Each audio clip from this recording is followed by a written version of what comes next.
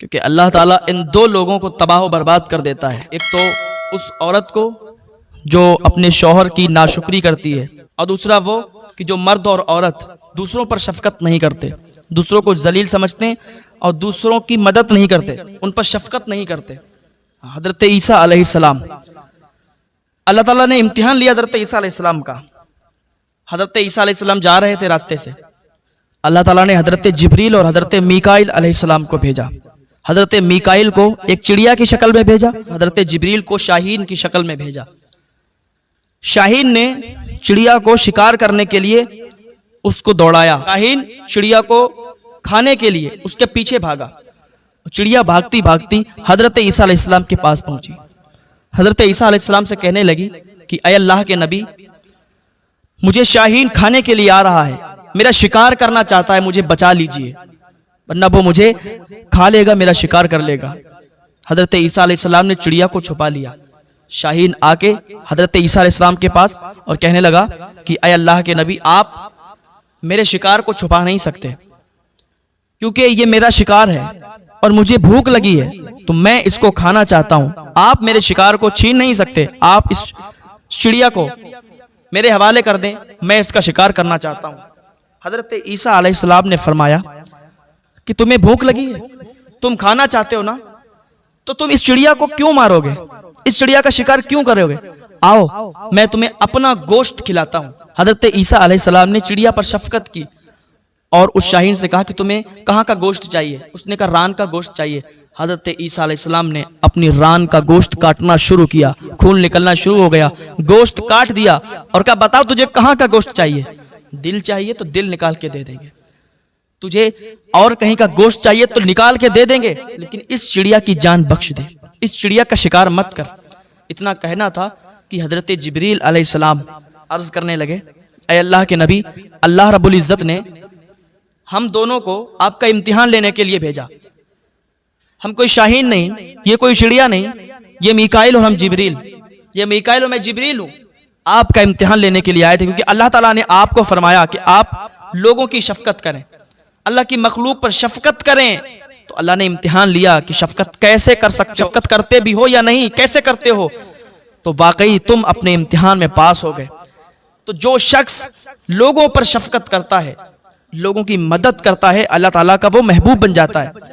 تو اللہ تعالیٰ اس کا ساتھ دیتا ہے، اللہ تعالیٰ اسے پھر کسی کے سامنے رسوا نہیں ہونے دیتا. آپ اللہ کی مخلوق کی مدد کریں گے، اللہ تعالیٰ آپ کی مدد فرمائے گا. ایک خاتون تھی حضرت عیسیٰ علیہ السلام کے زمانے میں، تو ایک خاتون تھی، اس کا انتقال ہو گیا، مالدار تھی. جب اس کا انتقال ہوا، اس کے بھائی اور سارے لوگ اس کو قبر میں دفن کر کے آ گئے.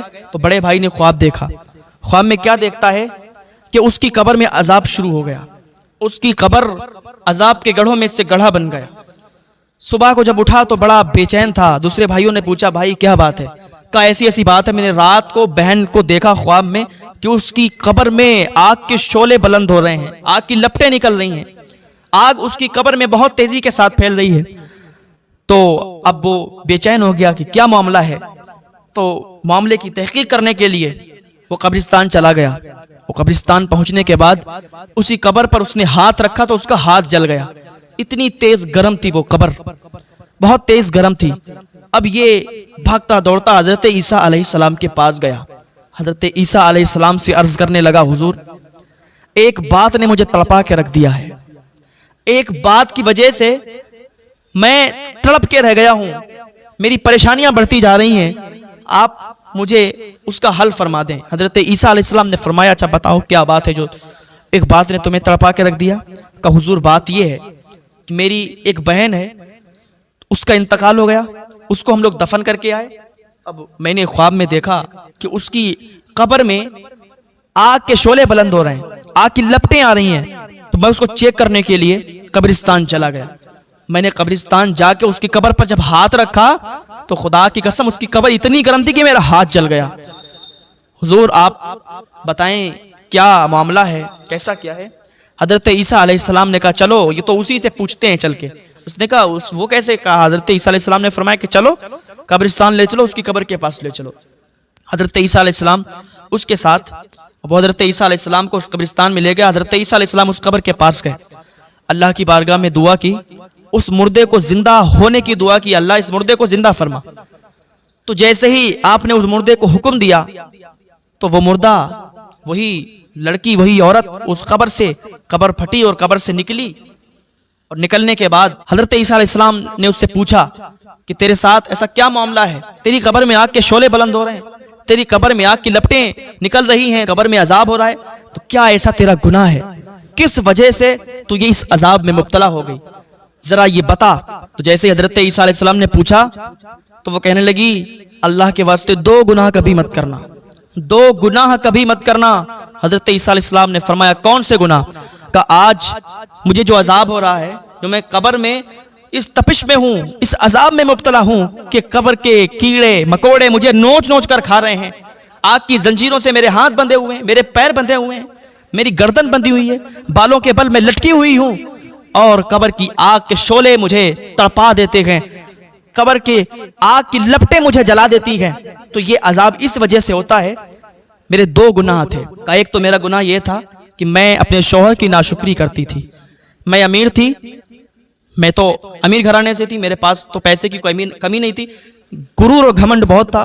میرے شوہر جسے میری شادی ہوئی, ان کے پاس اتنی مال و دولت نہیں تھی. میرے گھر والوں نے ایک غریب گھر میں میری شادی کر دی.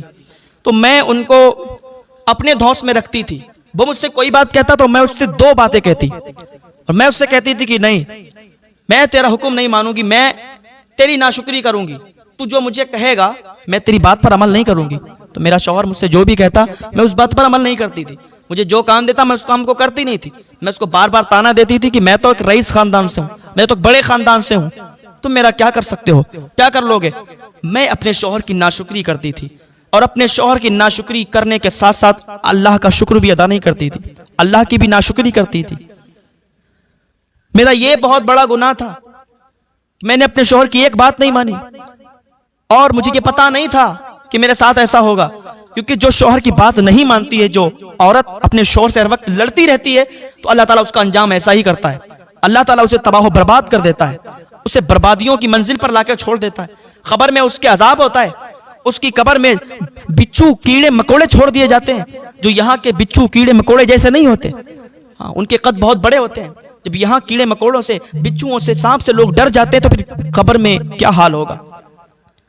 جو ایسا کرتی ہے تو پھر اس کے گلے میں آگ کی لپٹوں کے شعلوں کے آگ کی زنجیریں باندھ دی جاتی ہیں, اس کے پیروں میں بیڑیاں ڈال دی جاتی ہیں آگ کی, جو ایسا کام کرتی ہیں. تو اللہ کے لیے ایسے کام سے باز آ جائیں, اپنی شوہر کی ناشکری نہ کریں, اپنی آخرت کو نہ خراب کریں, اپنے شوہر کا حکم مان کے چلیں, ان کا کہنا مان کے چلیں, ان کی ناشکری نہ کریں اللہ کے واسطے. اس عورت نے کہا میرا دوسرا گناہ یہ تھا کہ میں لوگوں پر شفقت نہیں کرتی تھی. میرے پاس پیسہ تھا, دولت تھی, سب کچھ تھا, لیکن میں کسی کی مدد نہیں کرتی تھی. میرے دروازے پر کوئی آتا تو مجھے ذلیل کر کے بھگا دیتے تھے. ہم اس کی شفقت نہیں کرتے تھے. اللہ تعالیٰ کو وہ شخص بہت پسند ہے جو اللہ تعالیٰ کی مخلوق پر رحم کرے, شفقت کرے, مدد کرے. پیسے ہونے کے باوجود بھی کسی کی مدد نہیں کرتی تھی, پیسے ہونے کے باوجود بھی میں لوگوں کو ذلیل کیا کرتی تھی. تو اسی وجہ سے میری قبر میں یہ عذاب ہو رہا ہے. حضرت عیسیٰ علیہ السلام نے فرمایا کہ تم نے سن لیا, یہ 2 گناہوں کی وجہ سے اس کی قبر میں عذاب ہو رہا ہے. آج ذرا ہم اپنے گریبان میں جھانک کر دیکھیں کہ آج ہم کتنے گناہوں میں لگے ہوئے ہیں, کتنے گناہ کر رہے ہیں, کتنے گناہوں کے دلدل میں پھنسے ہوئے ہیں. صرف 2 گناہ نہیں, لاکھوں کروڑوں گناہ ہمارے ہو گئے. ہم کیا نہیں کر رہے ہیں, اور پھر بھی اللہ کی بارگاہ میں کبھی ہمیں یہ توفیق نہیں ہوتی کہ ہم توبہ کر لیں. اللہ کی بارگاہ میں آئیں, تائب ہوں, تو اللہ تعالیٰ معاف فرمانے والا ہے, ایک توبہ سے معاف فرما دیتا ہے. لہٰذا لوگوں اللہ کی بارگاہ میں توبہ کرو, اللہ تعالیٰ تمہیں معاف فرما دے گا. اللہ تعالیٰ ہم سب کو ہدایت کی توفیق عطا فرمائے. آج انسان گناہوں کا پتلا بن چکا ہے. گناہ کرتے ہوئے ٹائم نہیں لگتا, کتنا بھی سمجھایا جائے, کتنا بھی بتایا جائے, لیکن گناہ کرتے ہوئے ٹائم نہیں لگتا. پھر الٹا اگر کسی کو سمجھا تو الٹا وہ کہتا ہے کہ تم تو یہ کرتے ہو, تم تو وہ کرتے ہو, تم ایسا تم ویسا. بتانے والے پر ہی الٹا الزام لگاتا ہے.